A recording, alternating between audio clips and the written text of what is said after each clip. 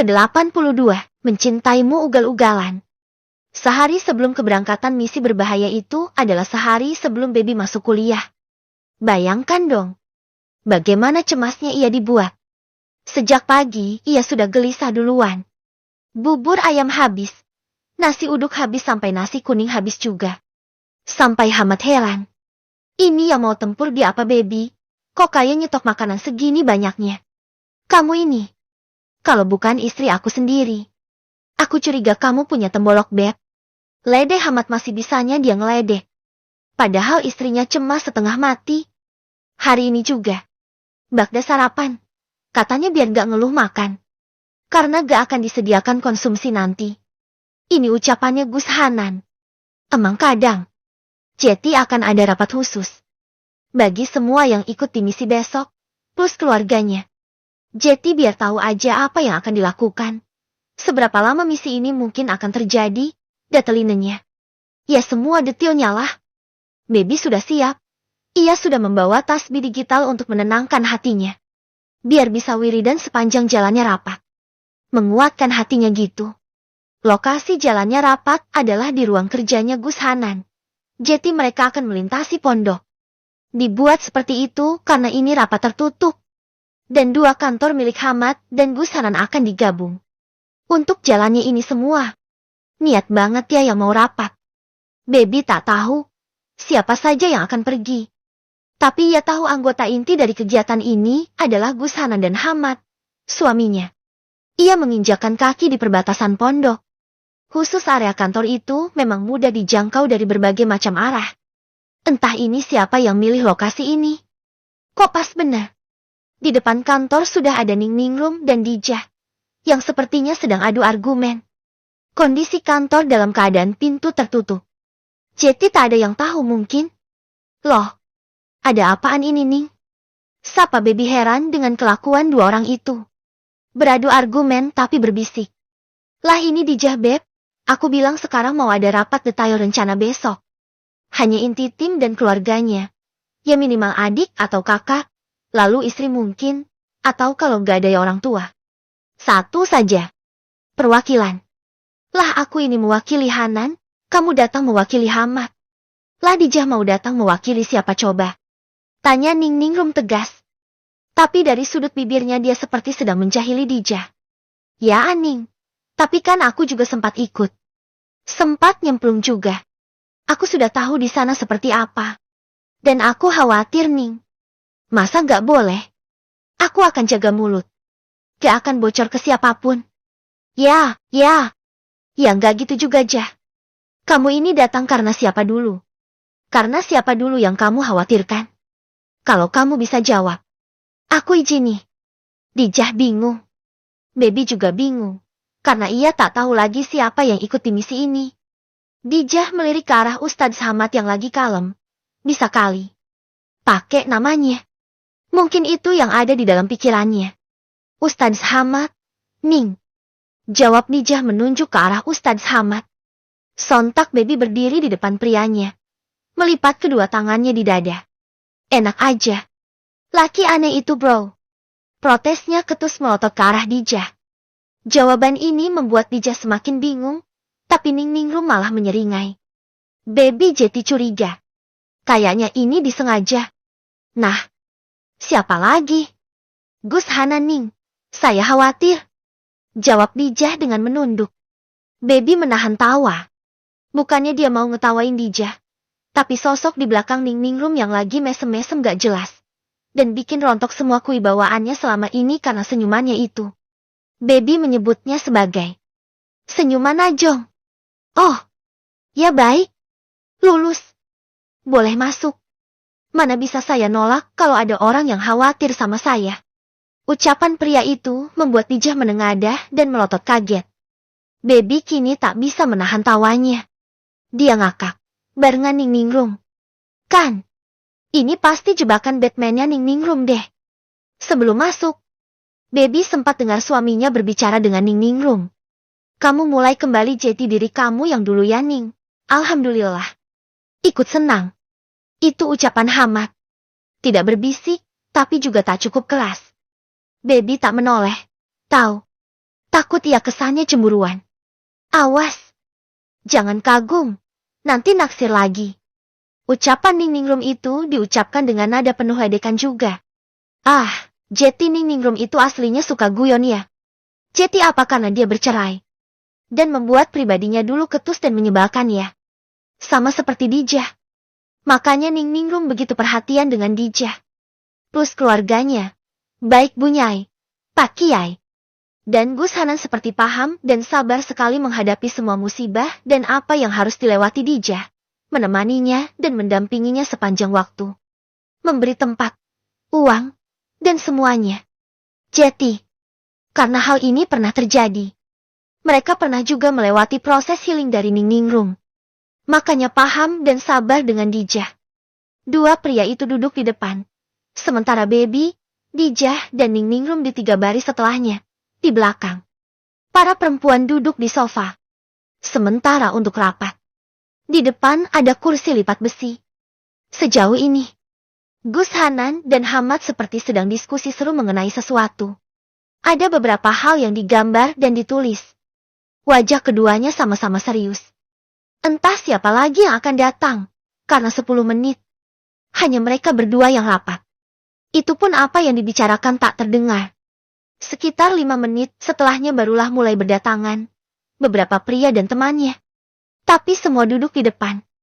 Hanya belakangan datanglah orang yang paling tidak mereka duga. Ning Melati. Ia langsung duduk di sofa samping Ningningrum dan bertegur sapa singkat. Tak lama setelahnya datanglah Gus Malik. Ini juga sebuah kejutan. Mereka tahu. Kalau Gus Malik juga lulusan sekolah yang sama. Dengan kemampuan mengajar yang mumpuni. Tapi setahu Baby dan Dijah. Hamad dan Gus Hanan tak terlalu dekat dengan beliau. Padahal awalnya Baby mau tuh nanya ke Ning Melati. Kok datang ke sini gitu? Abangnya nongol duluan.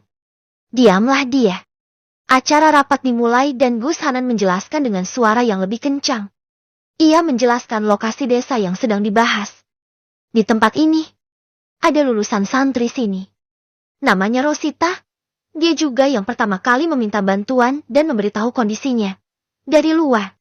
Sepertinya dia tak paham betul konflik sesungguhnya dan apa-apa saja yang terjadi. Di kunjungan pertama kami, officially, terjadi beberapa hal yang membuat kami berkesimpulan. Kalau kejadian ini sudah turun-temurun, dan berhubungan dengan sebuah ritual yang dilakukan di salah satu halaman belakang rumah warga di sana. Saya, dan salah satu dari kami pernah masuk ke sana. Dan ya memang begitu adanya. Mereka juga tak menutupi. Terang-terangan dan bangga bilang kalau ini adalah ritual yang sudah mereka jalanan dari nenek moyang. Bahkan kala itu ada ancaman. Salah istri dari salah satu anggota mau diambil. Mendengar penjelasan itu, Baby mencengkram tangan Dijah. Keduanya sama-sama khusyuk mendengarkan. Gus Hanan memberitahu apa-apa saja yang akan mereka lakukan, dan estimasi berjalannya misi ini. Yang, dari omongannya tadi, maksimal 7 hari. Terus aku gimana Jah? Apa aku gak merana ditinggal suami selama itu? Mana bisa aku tidur sendirian di gelapnya malam? Bisik Baby merengek seperti anak kecil. Dia sudah membayangkan betapa kesepiannya dirinya nanti kalau tak ada Hamad. Tahan deh. Balas Dijah gak niat. Masa seorang janda ditanya begituan? Malah belakangan ini dingin lagi. Mana bisa aku tidur kalau malam-malam dingin? Dan aku kedinginan. Terus kalau aku galau, mau galau siapa?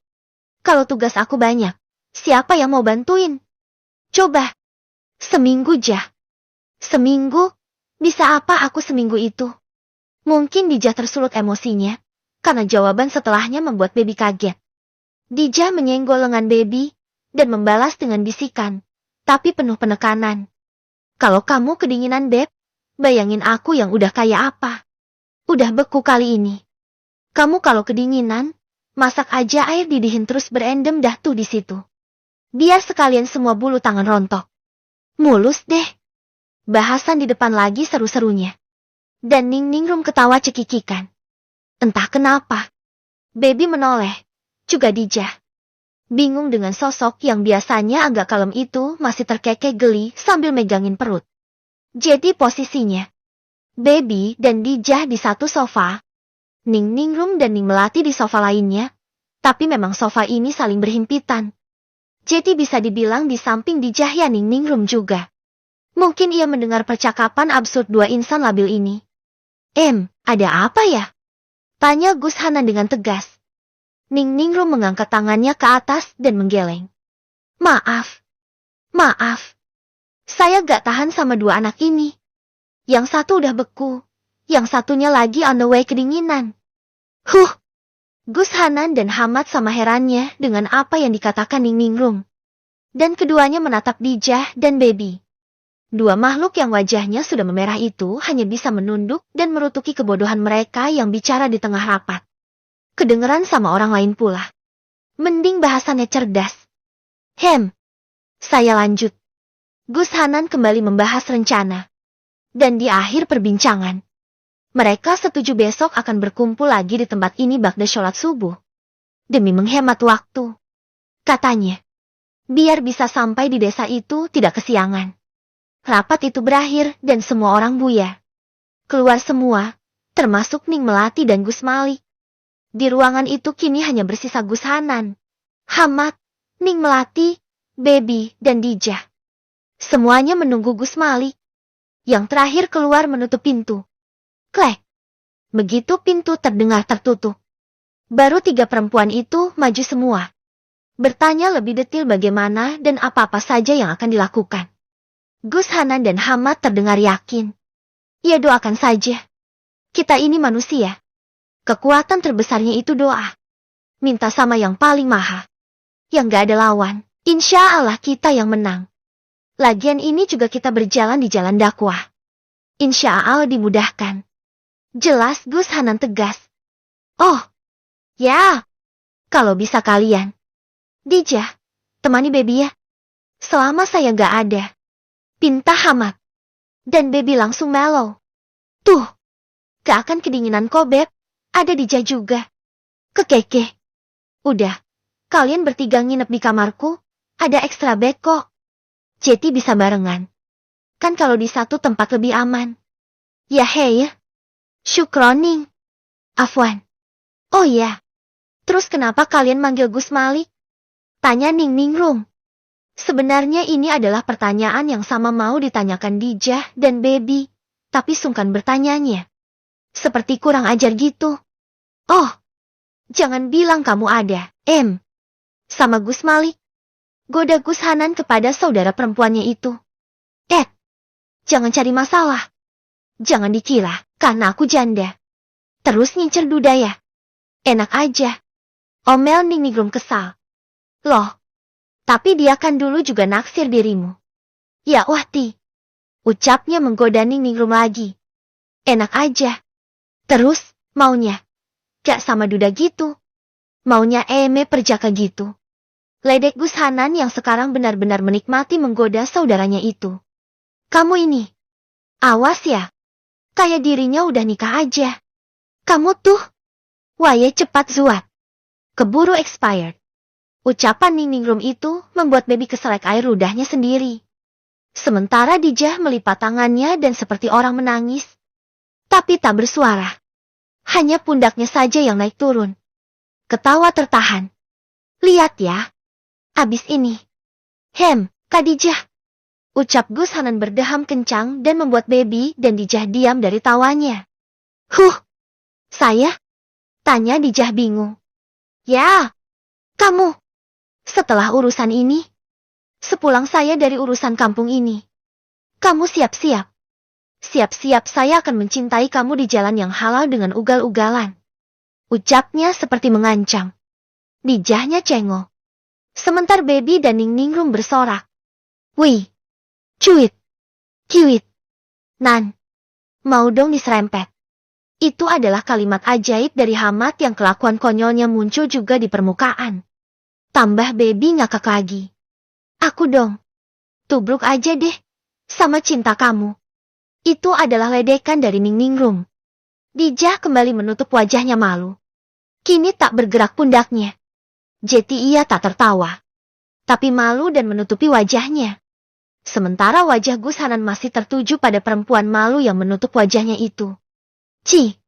Akhirnya es batu bakal cair nih. Ledek baby lagi. Abisnya. Ugal-ugalan banget. Mas, kamu gak niat mau ngebalap apa? Aku. Ke kamu. Kita udah di Formula One duluan. Lebih cepat dibanding Hanan.